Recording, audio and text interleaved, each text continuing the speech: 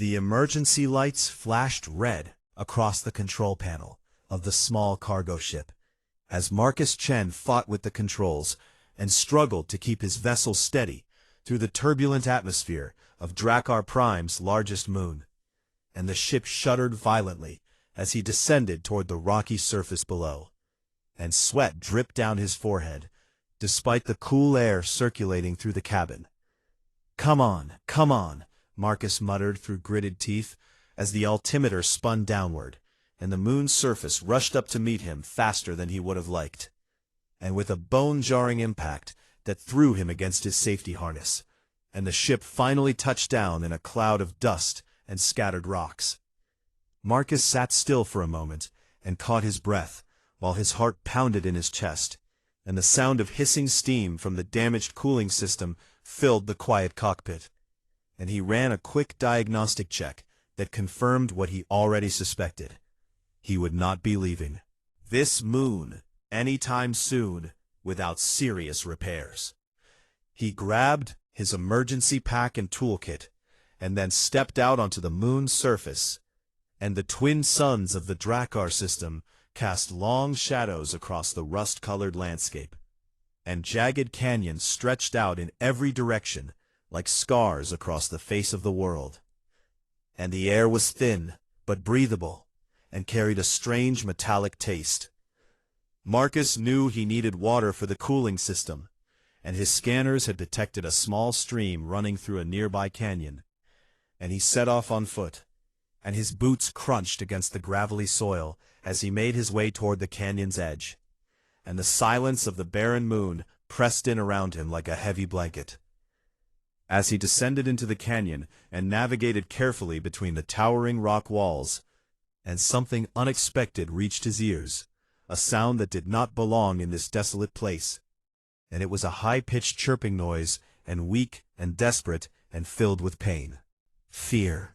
Marcus froze and listened carefully and tried to locate the source of the sound, and it came again, and this time more insistent, and he followed it deeper into the canyon until he reached a narrow crevice between two massive boulders, and the chirping grew louder and more frantic. He peered into the darkness of the crevice, and at first saw nothing but shadows, and then something moved, and a pair of amber eyes gleamed in the dim light and reflected the distant suns like tiny flames.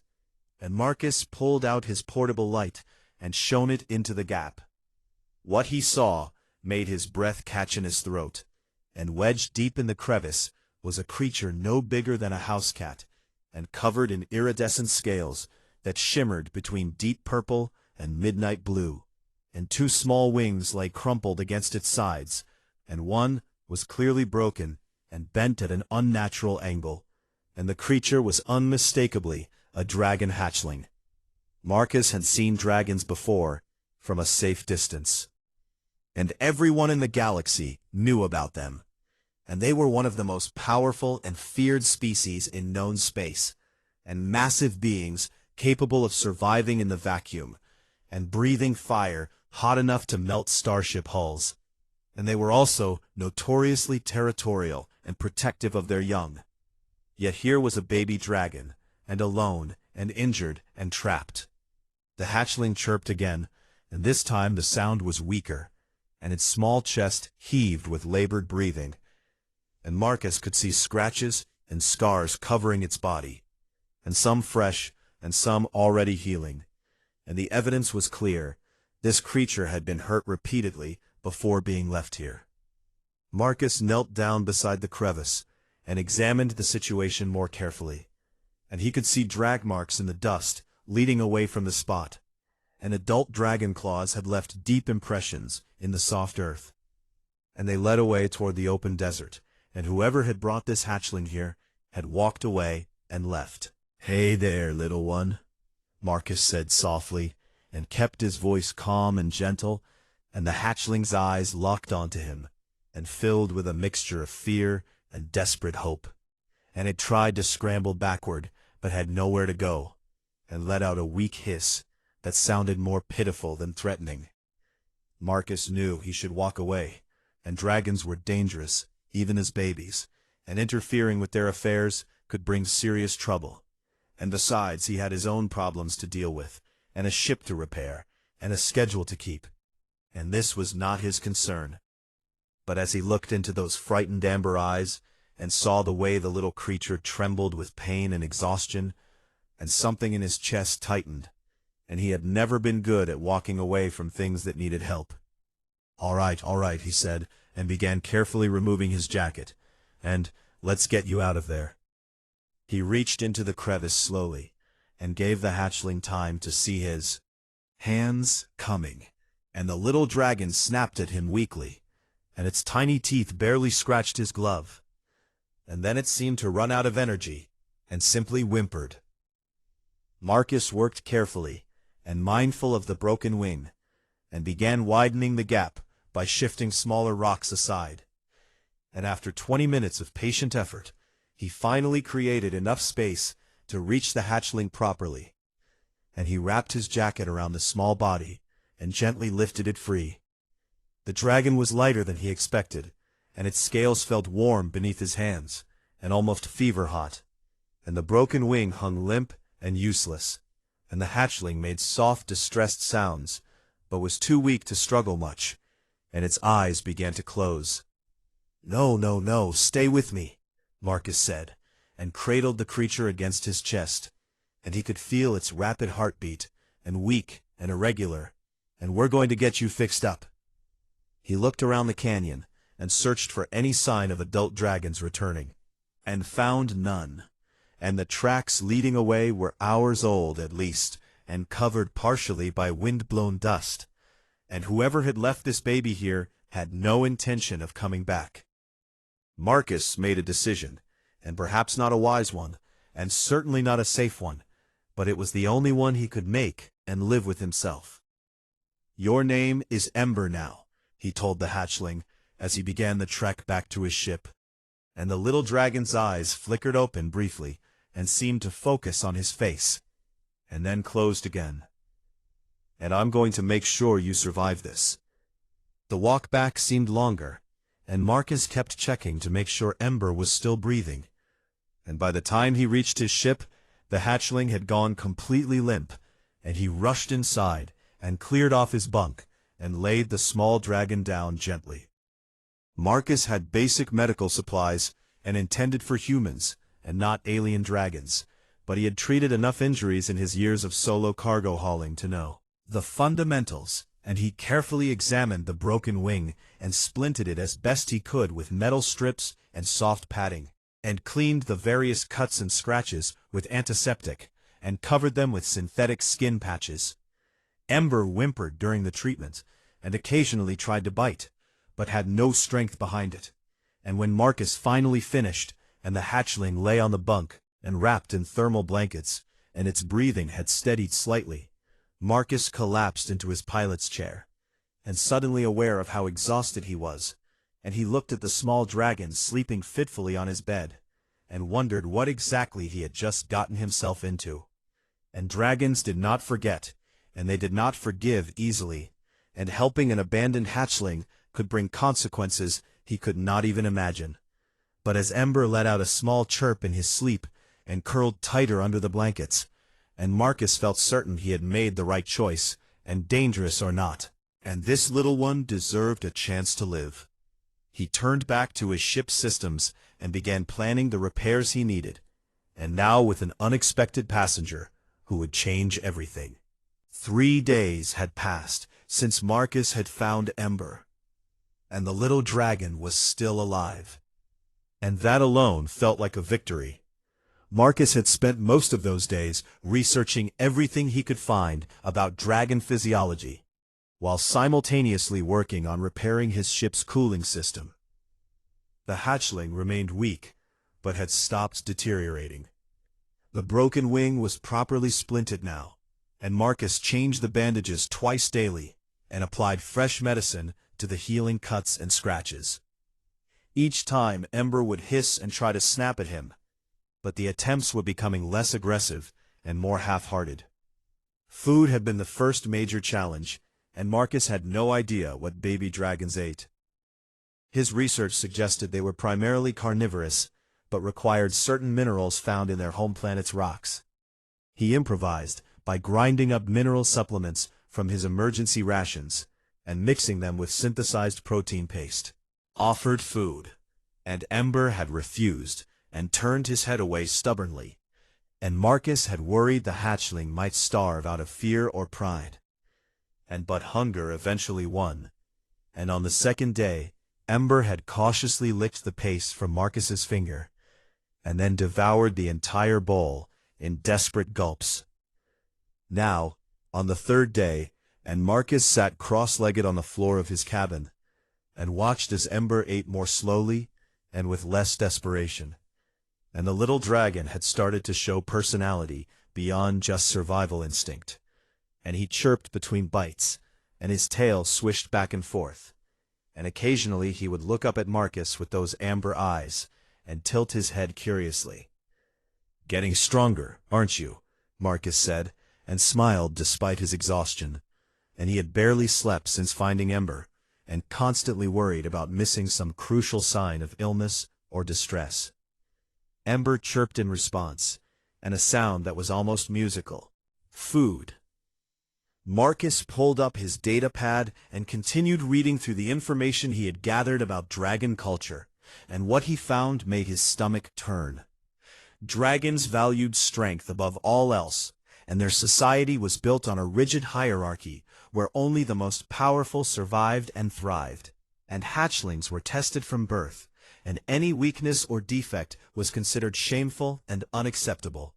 And the galaxy's databases were filled with records of dragons abandoning young who did not meet their standards. The broken wing would have been enough to condemn Ember, and in dragon society, physical perfection was expected and demanded, and a crooked wing meant he could never fly with the grace and power expected of his kind, and he would always be slower and weaker than his peers, and therefore he was worthless. Marcus felt anger burning in his chest as he read, and the idea that anyone could look at a helpless baby and decide it did not deserve to live simply because was not perfect, and it made him sick. "They're wrong about you," he told Ember, and the hatchling looked up at him and seemed to sense the emotion in his voice. "You're not defective, and you're not worthless." Ember chirped again, and then did something new. He carefully climbed out of his makeshift bed and dragged himself across the floor toward Marcus. His movements were awkward, with the splinted wing, but determined. He reached Marcus's leg and used his tiny claws to climb up into his lap. Marcus froze, afraid to move and break whatever trust was forming. Ember settled into his lap and curled up into a small ball. His warm scales pressed against Marcus's stomach, and the little dragon let out a long, contented sigh and closed his eyes. Something tight and painful unwound in Marcus's chest, and he carefully placed one hand on Ember's back and felt the steady rhythm of breathing and the gentle heat radiating from the scales. Time since finding the hatchling, and Marcus allowed himself to hope that maybe everything would actually be okay. The next few weeks passed in a strange routine, and Marcus worked on his ship during the day, making the necessary repairs and testing systems, and preparing for eventual departure. During breaks, he would spend time with Ember, who grew stronger each day. The hatchling started exploring the ship, and his movements became more confident and coordinated. Despite the crooked wing, he learned to navigate the corridors and cabin spaces, and he developed a particular fondness for the engine room, where the warmth from the generators seemed to soothe him. Marcus taught Ember simple commands: stay, come, no. And to his surprise, the little dragon learned quickly and showed an intelligence that exceeded what Marcus had expected. Ember could open storage compartments and manipulate simple tools with his claws, and even seemed to understand the concept of helping with basic tasks.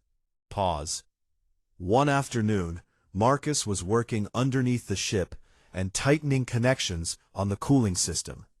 And when he realized he had left his wrench inside, and he started to crawl out, but heard a familiar chirping sound. And Ember appeared at the edge of the access panel, and the wrench gripped carefully in his mouth. "Good boy," Marcus praised, and taking the tool, and Ember's entire body wiggled with pleasure at the approval. But not everything was peaceful, and Marcus knew he could not stay on the moon forever, and he needed to contact someone about Ember, and find out if any dragon colonies would take the hatchling back, and surely someone would be willing to care for one of their own. He sent messages to 3 different dragon settlements, and explained the situation carefully, and described finding the abandoned hatchling and nursing him back to health, and asked if they would be willing to provide proper care. Responses came back over the next few days, and each one felt like a punch to the gut. The first colony simply stated that defective hatchlings were not their concern, and advised Marcus to dispose of the creature humanely. The second colony was more verbose but equally cold, and explaining that accepting such a hatchling would weaken their bloodline and damage their standing among dragonkind. The third response was the worst, and a dragon official named Sereth contacted Marcus directly via video call, and his massive scaled face filled the screen, and eyes glowing with barely contained contempt. "Human," Sereth's voice rumbled like distant thunder, "and you waste my time with this matter." "I just want to find Ember a proper home," Marcus said, and kept his voice steady despite his growing anger. "And surely there's someone who would." "The creature you harbor is a failure," Sereth interrupted, and his tone dismissive, "and it was judged unworthy and abandoned, according to our laws and customs, and by interfering, you have complicated matters unnecessarily." "He's just a baby," Marcus protested, "and he deserves a chance to—" "Dispose of it," Sereth commanded, and his eyes narrowed. "And do so quickly, and if you continue to harbor this defective specimen, you will face consequences, and dragon law is clear on such matters, and outsiders who interfere with our traditions will be dealt with harshly." The connection cut off abruptly, and leaving Marcus staring at a blank screen. Behind him an Ember chirped questioningly, and sensing the tension in the room, and Marcus turned to see the little dragon watching him with those intelligent amber eyes, and his head tilted with concern. Marcus looked at Ember, and at this small creature who had already survived abandonment and injury and near starvation, and who had slowly learned to trust again despite every reason not to, and who fell asleep in his lap and brought him tools, chirped with happiness when praised. He thought about the cold voices telling him to dispose of Ember, and as if the hatchling was nothing more than broken equipment or spoiled cargo. Marcus made his decision, and it was probably stupid and definitely dangerous, and would likely cause him more trouble than he could imagine, but it was the only choice he could live with. "You're staying with me, Ember," he said quietly, and the little dragon chirped and climbed into his lap again. "I don't care what they say, and you're not going anywhere." Ember looked up at him and seemed to understand the significance of the moment, and nuzzled against Marcus's chest. And for the first time since his abandonment, the little dragon was truly home. 5 months had transformed everything, and Ember was no longer the tiny hatchling Marcus had pulled from that canyon, and the little dragon had grown to the size of a large dog, and his scales had deepened to a rich purple blue that shimmered in the light, and his wings had healed, though the left one remained noticeably crooked and bent at an odd angle that would never straighten completely.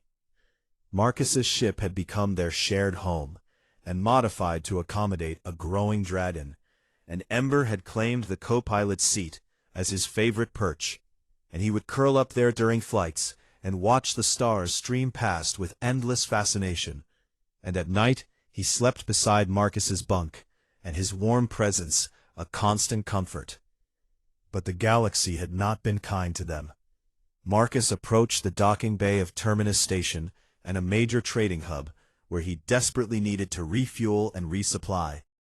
But before he could complete the docking sequence, an alert flashed across his screen, Cargo vessel Marcus Chen, and your docking request has been denied. The station controller's voice crackled through the speakers, and we do not permit dragons aboard this facility. He's not dangerous, Marcus argued, and frustration creeping into his voice. And he's completely under control, and I just need fuel and supplies. Request denied, and station policy is clear, and no exceptions. The communication cut off, and Marcus slammed his hand against the control panel. And this was the fourth station in 2 weeks to refuse them docking, and their supplies were running critically low, and fuel reserves were in the red. Ember chirped from his seat, and sensing Marcus's distress, and the dragon had become remarkably attuned to human emotions, and could read Marcus's moods better than most people could. "It's okay, buddy," Marcus said, and forced a smile, "and we'll find somewhere else." But finding somewhere else was becoming harder, and word had spread through the trading networks, and a human cargo pilot harboring a dragon, and specifically a rejected and defective dragon, and the story had taken on a life of its own, and some stations viewed them as a curiosity, and others as a threat, and most simply did not want the trouble. The dragon authorities had not forgotten either, and Marcus received regular messages demanding he surrender Ember for proper disposal, and the threats had escalated from vague warnings to specific legal actions, and dragon representatives had filed formal complaints with various galactic councils, claiming Marcus was violating their cultural sovereignty. Other humans had started warning him too. At one of the few stations willing to dock them, and Marcus sat in a dingy bar, nursing a drink, while Ember waited on the ship. And a fellow cargo pilot named Sarah approached his table. "Marcus Chen?" she asked, and then sat down without waiting for an invitation. "And you're the one with the—" "Word travels fast," Marcus said tiredly. "You need to get rid of it," Sarah said bluntly, and her expression serious. "And you're making things harder for all of us. And the dragons are furious, and they're threatening to restrict human access to their sectors. And do you know how much trade that would kill?" "His name is Ember," Marcus corrected, and his jaw tight, "and he's not an it. Whatever you call it, and it's causing problems, and the dragons want it back, and or dead and probably dead. And then every day you keep that thing, you're risking a diplomatic incident." "He's not a thing either." Marcus stood up, and his chair scraping loudly. "And if the galaxy has a problem with me taking care of someone who needed help, and then the galaxy can deal with it." He left before Sarah could respond. Back on the ship, and Ember greeted him with enthusiastic chirps, and his tail swishing happily, and the dragon had learned to recognize the sound of Marcus's footsteps, and always waited by the airlock. "Hey, Ember," Marcus said, and the anger draining away as he scratched behind the dragon's ear ridges, and a spot that always made Ember purr with contentment. "Ready for some training?" They had developed a routine, and Marcus worked with Ember daily to develop the dragon's abilities. Despite the crooked wing, Ember could fly, though not with the grace of a normal dragon, and his movements were more careful and deliberate. He had learned to compensate for the imbalance. But more importantly, Ember had shown remarkable intelligence. He could understand complex commands and solve puzzles, and even seemed to grasp basic concepts of tools and machinery. Marcus had caught him watching repair work with intense focus, and occasionally trying to help with his claws. The bond between them had grown beyond simple companionship. They had become partners, each reading the other's signals and moods with practiced precision. Practiced ease. And Ember had developed protective instincts toward Marcus, and would position himself between his human friend and anything he perceived as a threat. That protective nature was tested the following week. Marcus had managed to dock at a small independent station, and one desperate enough for business that they overlooked the dragon passenger, and he headed to the supply depot to purchase essential materials, and leaving Ember on the ship with strict instructions to stay put. The transaction was simple enough until Marcus started back toward his ship, and carrying a heavy case of replacement parts, and 3 rough-looking individuals blocked his path, in a dimly lit corridor. "Nice haul you got there," the largest one said, and his smile showing several missing teeth. "Why don't you hand it over and save us all some trouble?" "Not interested," Marcus said, and tried to move around them. One of them grabbed his arm, and the case clattered to the floor. And wasn't asking, pilot. What happened next occurred in a blur of motion and scales. Ember appeared from around the corner, and moving with surprising speed despite his awkward flight. And he had apparently followed Marcus and disobeyed the order to stay on the ship. And the dragon let out a roar that was much deeper and more terrifying than his size would suggest. And flames flickered between his teeth. The three thugs froze, and their eyes wide with shock and fear. "That's a dragon," one of them whispered. Ember positioned himself in front of Marcus, and his wings spread wide to make himself look larger, and his crooked wing giving him a lopsided but still threatening appearance. And he hissed, and smoke curling from his nostrils. The thugs ran, and their footsteps echoing down the corridor. Marcus looked down at Ember, and who was now sitting proudly, and his tail swishing, and clearly pleased with himself. "You're supposed to stay on the ship," Marcus said, but could not keep the smile off his face. Ember chirped, and unapologetic. "Come on." Marcus picked up his case with one hand, and scratched Ember's head with the other. "And let's go home before station security shows up."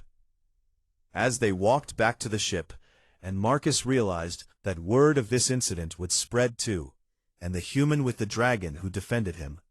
And it would make some things harder, but maybe, and just maybe, and it would also make some people think twice.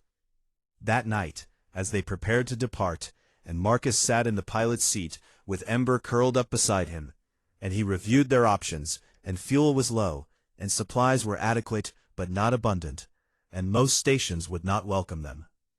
"We're in this together now, aren't we?" Marcus said to Ember, and the dragon looked up at him with those intelligent amber eyes.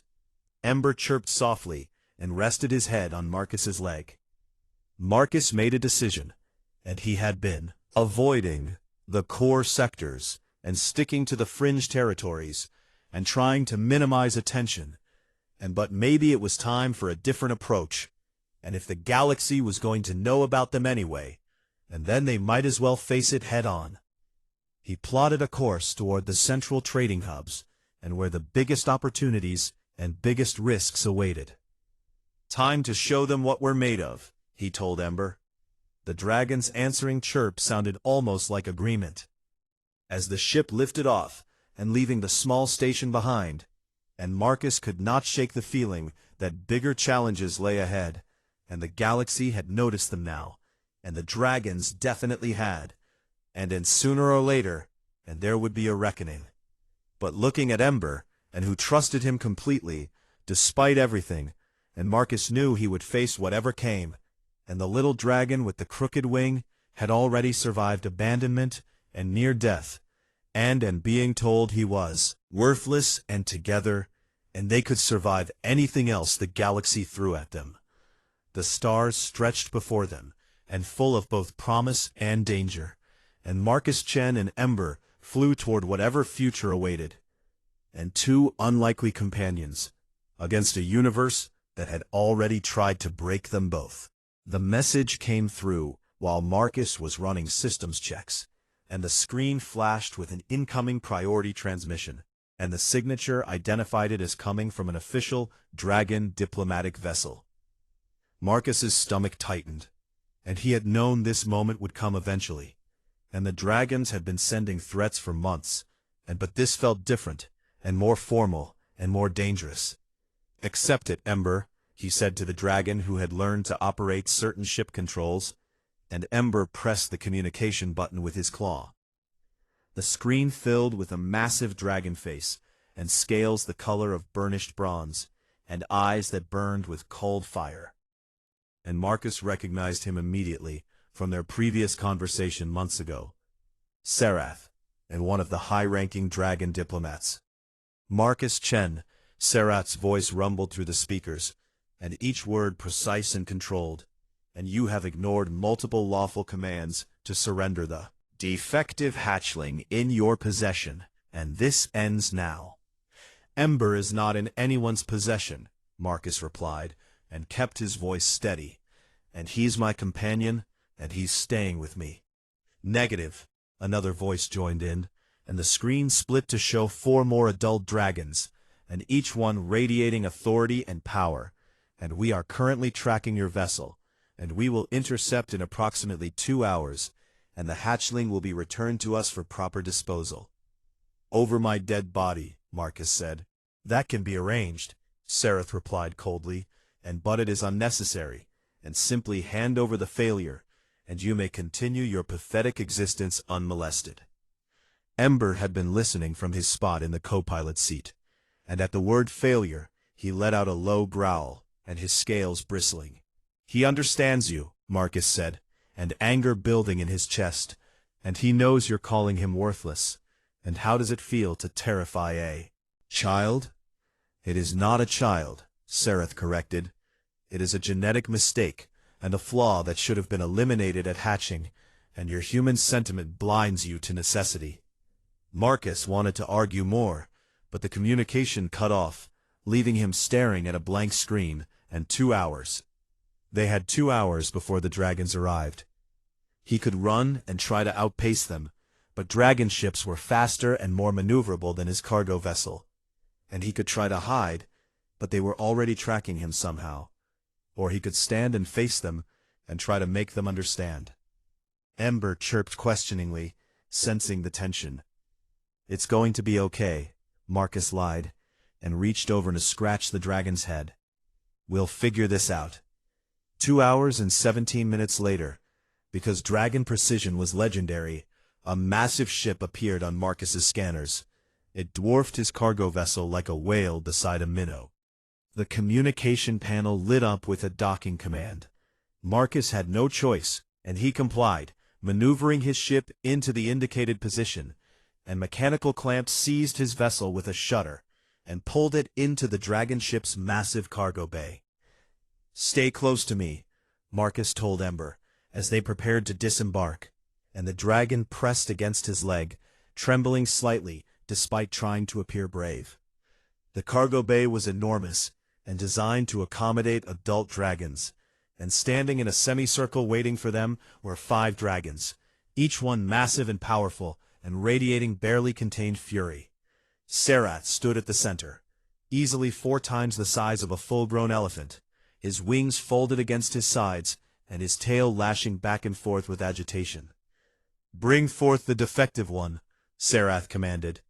Marcus stepped forward, with Ember at his side, and the little dragon looked impossibly small next to these giants. But he held his head high and met their gazes without flinching. "I will make this simple, human," Serath said, and his voice echoing in the vast space. "And that creature bears the mark of genetic inferiority, and observe."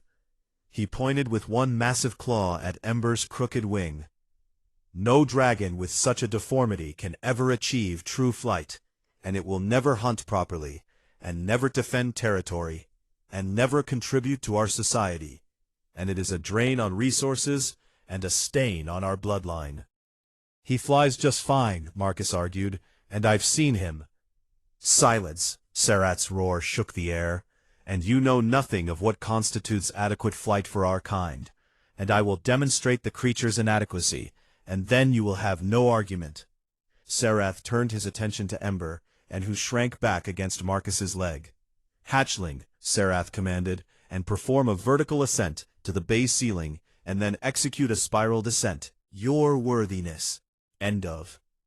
Ember looked up at Marcus, an uncertainty in his amber eyes. "You don't have to," Marcus whispered.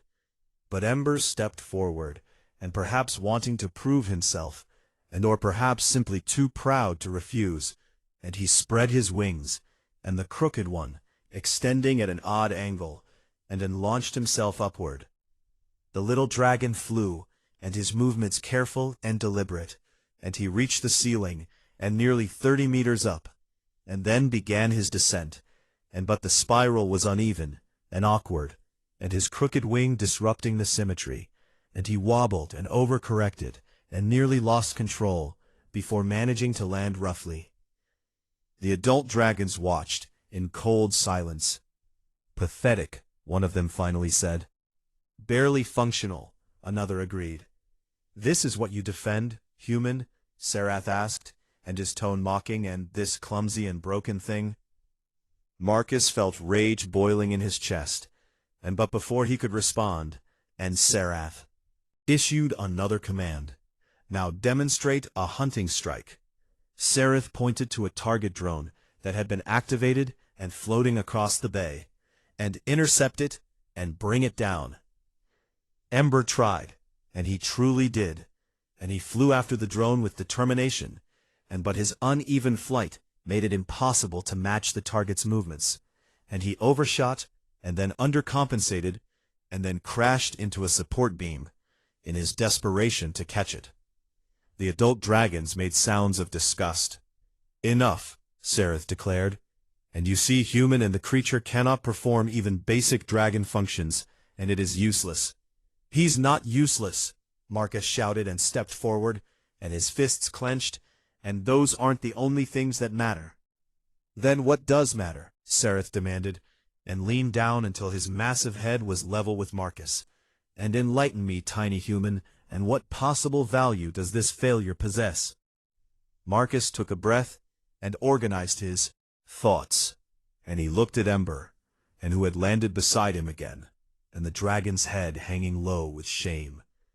"He's intelligent," Marcus began, "and smarter than any creature I've ever worked with, and he learns new things constantly, and he understands complex ideas and solves problems."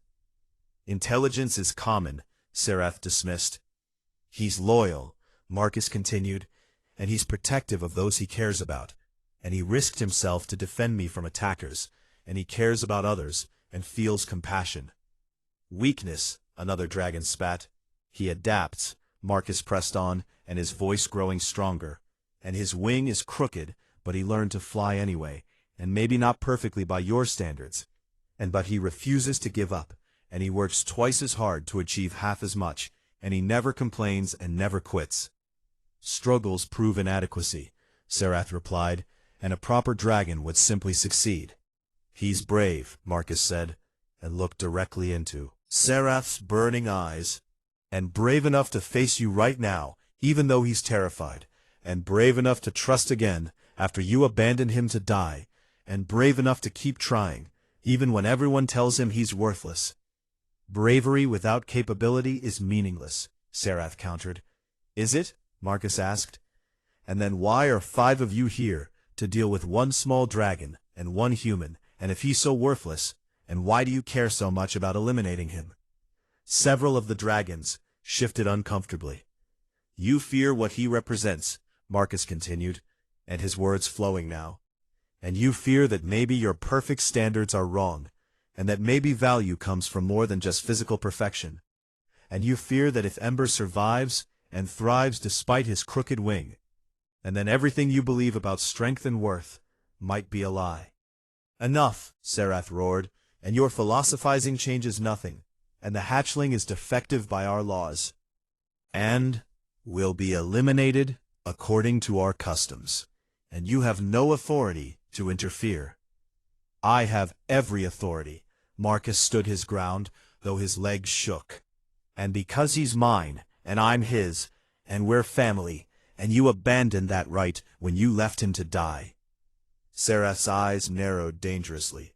"And then you leave me no choice, and we will take him by force." The massive dragon moved forward, and his intention clear. And Ember could not stop him, and Marcus certainly could not. And this was it, and the end of everything they had built together. But then Ember did something unexpected. The little dragon stepped in front of Marcus, and placed himself directly in the path of the advancing giant. And his crooked wings spread wide, and his small body trembling but determined. And he looked up at Sarath, and let out a roar that echoed through the bay. It was not a powerful roar, and not the earth-shaking thunder of an adult dragon, but it was defiant, clear and unmistakable, Serath stopped, and surprised. Ember held his ground, and protecting Marcus, just as Marcus had protected him. And the little dragon's meaning was crystal clear. If they wanted Marcus, then they would have to go through Ember first. The cargo bay fell silent, and tension crackling in the air like electricity. And then Marcus realized, with a sinking heart, that they were out of time, and out of arguments, and then probably out of luck. Everything they had survived together might end right here. The standoff stretched for what felt like an eternity, and Ember standing protectively in front of Marcus, while Serath loomed over them both, and the other adult dragons watching with unreadable expressions, and the tension in the cargo bay was thick enough to cut. Then an alarm shattered the silence. Red emergency lights flooded the bay, and a distress signal blared through the ship's communication system, and urgent and desperate.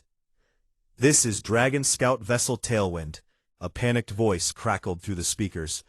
"We have suffered catastrophic engine failure and are crash landing on the nearby asteroid. And we have hatchlings aboard, and I repeat, we have hatchlings aboard and requesting immediate assistance." Serath's head snapped toward the communication panel, and his confrontation with Marcus temporarily forgotten. "Location? Asteroid field in Sector 7-9, the voice responded, breaking up with static. "Structural integrity compromised, and cannot guarantee safe landing, and 4 hatchlings in cargo hold, and unable to evacuate, and please hurry." "We are responding," Serath announced, and then turned to the other dragons, "and all of you, and with me, and immediately." The massive dragons moved with surprising speed toward the bay's exit, and their wings unfurling, and Marcus and Ember were momentarily forgotten in the emergency. But Marcus was not the type to stand idle when lives were at risk. "I can help," he called out. Serath paused and turned back, and his expression a mixture of disbelief and contempt. "And you, a human? This is dragon business." "My ship is smaller and more maneuverable in tight spaces," Marcus argued, already moving toward his vessel. "And if the wreckage is unstable, and you might need someone who can navigate debris fields." "And Ember can help too," Marcus added, the little dragon chirping in agreement. "Absolutely not," Serath began, but another dragon, a younger female with emerald scales, interrupted. "Serath, and if there are hatchlings in danger, we cannot afford to refuse any assistance. Time is critical." Serath's jaw tightened, but he nodded curtly. "Fine, but stay out of our way." The flight to the asteroid took 12 minutes, precious time that could mean life or death for the trapped hatchlings. Marcus pushed his ship to its limits, keeping pace with the larger dragon vessels. Ember was strapped into the co-pilot seat, his eyes fixed on the view screen. Imagined, and the scout vessel had torn through several asteroids, before finally lodging itself in a narrow canyon between 2 massive rocks. And the ship was twisted and broken, its sparks flying from ruptured systems, and small fires burning in the exposed sections. The adult dragons arrived first, encircling the wreckage and assessing the situation. "The hull is breached in multiple locations," Serath reported over the communication channel, "and the hatchlings are trapped in the aft cargo section." "Can you reach them?" Marcus asked. "Negative," the emerald dragon responded, and frustration evident in her voice. "And the passage is too narrow, and the structure is too unstable, and our weight would collapse the remaining supports." Marcus studied the wreckage on his scanner. "And I can get closer, and my ship can fit through that gap." "The entire structure could collapse at any moment," Serath warned, "and you would be crushed." Marcus replied, and was already maneuvering his ship toward the opening. He positioned his vessel as close as possible, and then suited up in his emergency gear. And Ember refused to stay behind, and the little dragon's determination clear. "All right," Marcus said, and attached a safety line to Ember's harness, but you follow my lead exactly." They descended into the wreckage, and the twisted metal groaning and shifting around them, and Marcus could hear the terrified chirping of the trapped hatchlings, and their cries echoing through the damaged corridors. "We're coming," Marcus called out. "Stay calm." He navigated through a narrow passage, and his suit scraping against jagged edges, and Ember following close behind, and the little dragon's smaller size an advantage in the confined space. And then they reached a sealed door, and badly dented and stuck shut.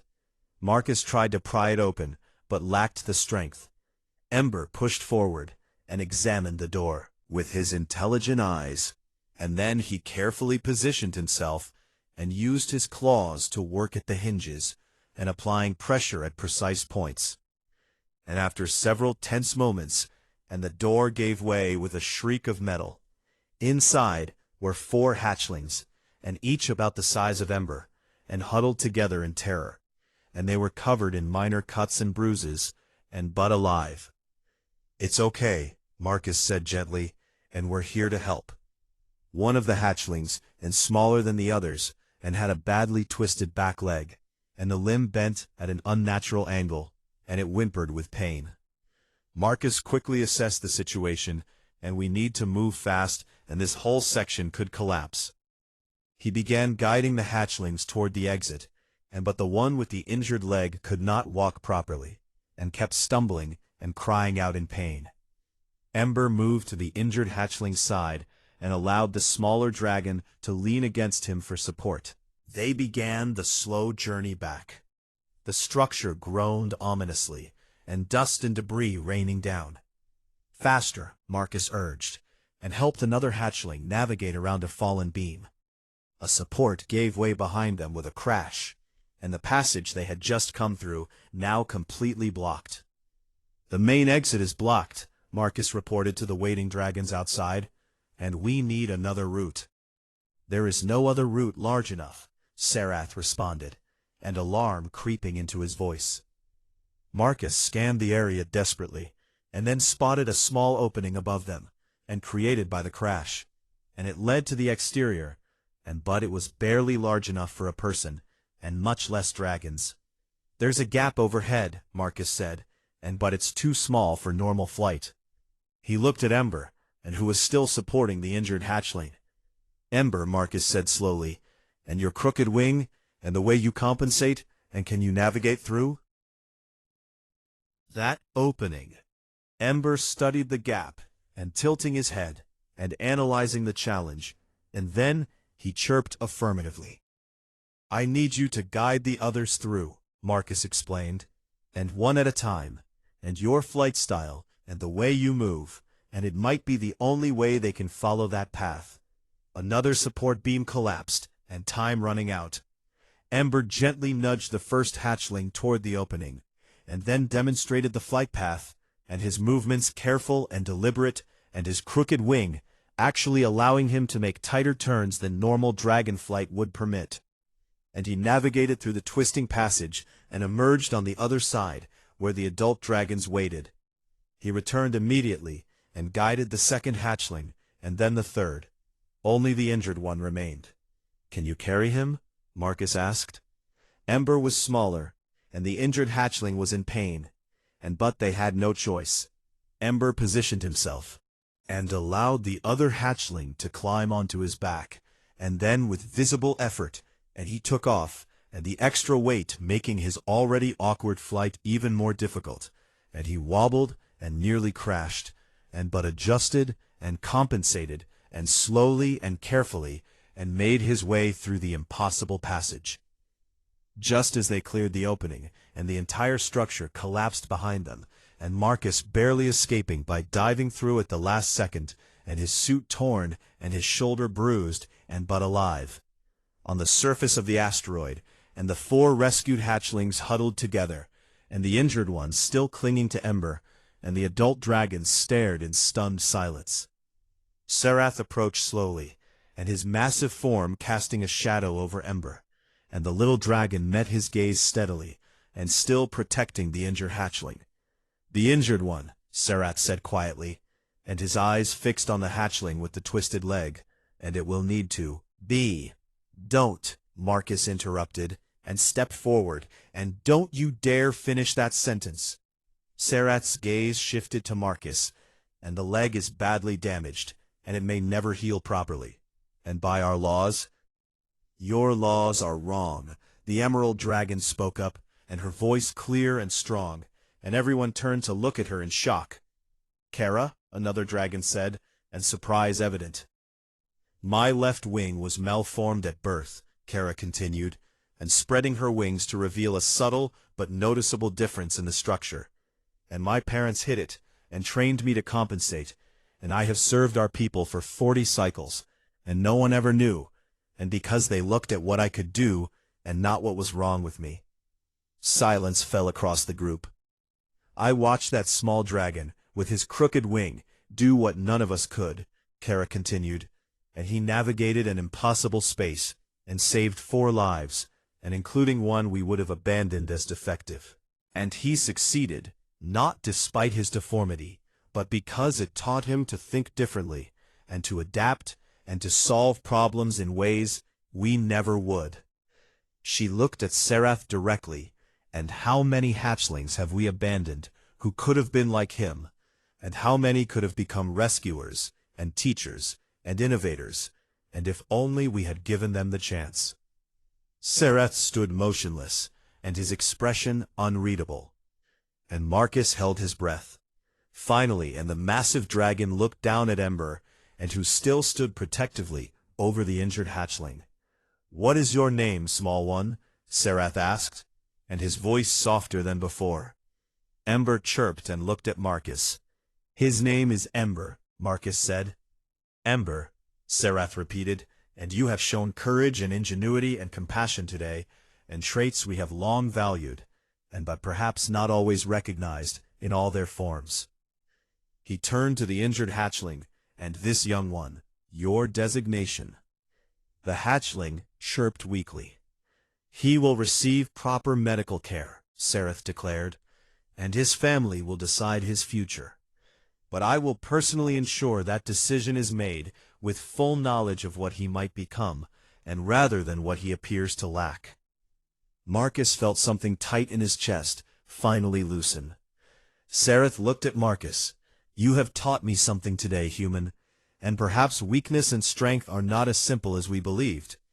And perhaps there is wisdom in your kind's tendency to value individuals beyond their immediate utility." "Does this mean," Marcus began. "The hatchling called Ember may remain with you," Serath said, formally, "and no dragon will challenge his right to exist or your right to care for him, and he has earned that through his actions today." Ember chirped happily, his tail wagging. "However," Serath continued, a hint of his old sternness returning, "we'll have more work ahead than you anticipated." "What do you mean?" Marcus asked. Serath gestured toward the crowd of dragons that had gathered.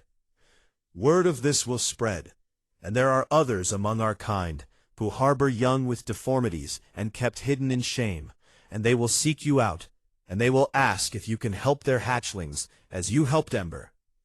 Marcus looked at Ember, who was now playing gently with the injured hatchling, and helping the smaller dragon feel safe. And the little dragon with the crooked wing had found his purpose. "We'll help whoever needs it," Marcus said. "Right, Ember?" Ember chirped enthusiastically. Kara approached, her emerald scales gleaming. "I would like to learn your methods, human, and perhaps together we can create a new path for those who do not fit our traditional standards." More dragons stepped forward, offering assistance and suggesting cooperation, and questioning old assumptions. Marcus watched as the group began planning and discussing and reimagining what dragon society could become, an Ember at the center of it all, and proof that different could be valuable. As they prepared to depart and the rescued hatchlings safely aboard the dragon vessel, and Marcus knelt beside Ember. "You did good today," he said, and scratching behind the dragon's ear ridges, "and you saved lives and changed minds and proved everyone wrong." Ember nuzzled against him and chirping contentedly. "Ready to go home?" Marcus asked. Ember looked back at the injured hatchling being carefully tended by adult dragons, and who would now have a chance at life, and then looked at the stars above, and full of possibilities, and chirped again. Marcus smiled, and I think we're just getting started too. They boarded Marcus's ship, and the cargo bay full of supplies donated by grateful dragons, and the communication channels full of requests from families seeking help and guidance and hope. As they flew away from the asteroid field, and Ember settled into his favorite spot in the co-pilot seat, and Marcus set course for their next destination, and wherever it might be.